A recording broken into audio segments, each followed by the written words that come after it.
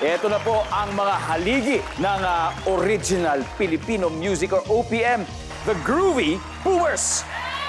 Groovy Boomers! Groovy Boomers! Yeah, yeah! We're gonna win it now! Groovy Boomers! Groovy Boomers! Yeah, yeah! Woo!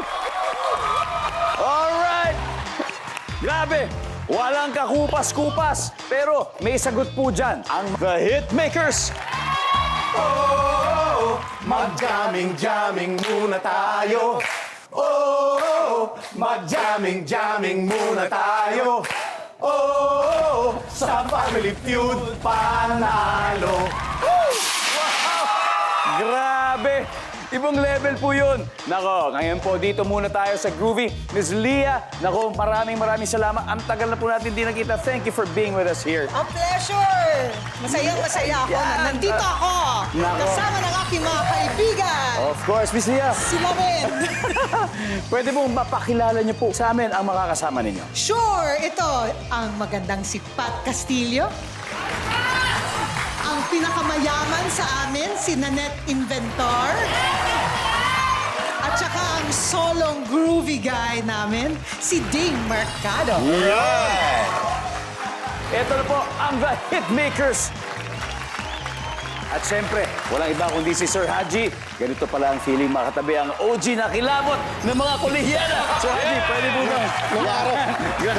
Nung araw daw yun. Nung araw yun. Hindi, forever na yun. May bago ngayon eh. Iba. Ay, tawag sa akin. Kilabot ng mga ina ng mga kolehiyala. Ayun.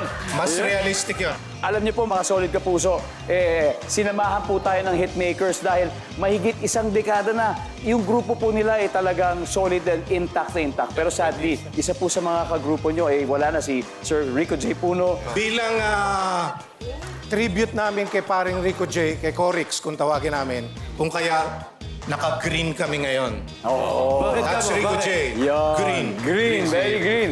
Tama. Anyway, pakilala po muna Sir Haji, mga kasama nyo. Well, nakilala niyo na ito. Matanda na ito sa business. Si Mr. Ray Valot Valera. Bakit Valot? Ang galing magpabalot yan. Pag kumakain kami sa labas, lagi may pabalot.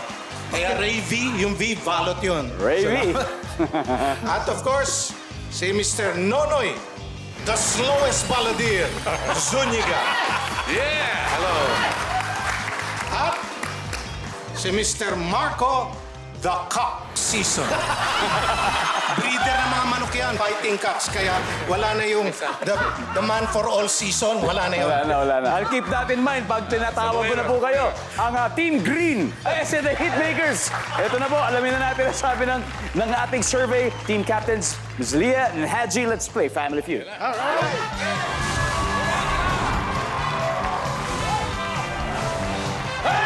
Yo! Good luck. Ito na po.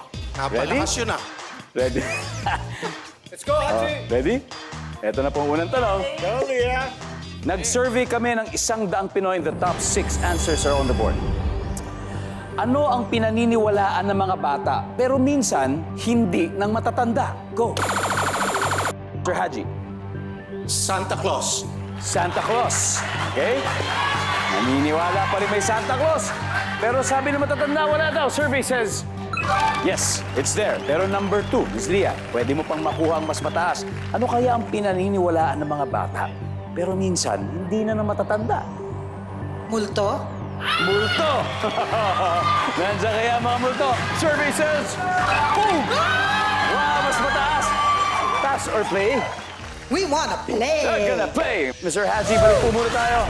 Play! Don't ask. Miss Pat, naniniwala po ba kayo sa multo? Yes. Okay. Interesting. Ano pong pinaniniwalaan ng mga bata bukod sa multo, pero minsan hindi ng matatanda? Yung itim na pusa. Yung itim na pusa, yung pamahiin na pag tumawid sa harap. Nandiyan ba ang itim na pusa? Wala! Miss Nanette, ano kaya pinaniniwalaan ng mga bata pero minsan yung mga matatanda hindi naniniwala? Magic. Magic! Survey says... Sir Ding, anong pinaniniwalaan ng mga bata pero minsan hindi ng matatanda? Tooth Fairy. Tooth Fairy.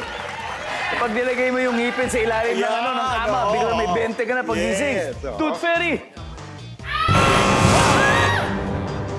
Okay, hitmakers, pwede na po kayo mag-huddle, pwede na mag-isip. Paano pang steal natin dito, Ms. Leah? Anong pinaniniwalaan ng mga bata pero minsan hindi na matatanda? Mga fables. At Mga fabula, yes. mga kwento.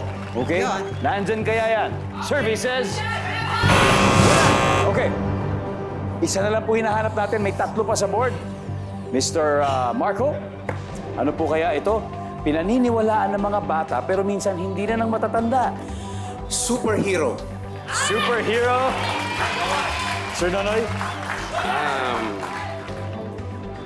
Kapre. Kapre? Sir Ray? Fairy tale. Fairy tale. Nako, iba-ibang flavor, Sir Haji. Nasa sa inyo na po kung may gusto kayong kunin sa mga sagot nila. O baka may sarili kayo, Sir Haji. Alam ko na. Pinaniniwalaan ng mga bata. Pero minsan, hindi ng matatanda. Alam ko na kasi pinaniniwalaan ko yan hanggang ngayon. Mga superheroes. Superheroes! Yan! Okay. Good answer ba kaya yan? Pero alam naman natin, meron po talaga mga real-life superheroes. Di ba? Yung mga ating modern-day heroes. Pero ito, sinasabi natin, fictional superheroes. Nandyan ba yan sa ating survey? Boom!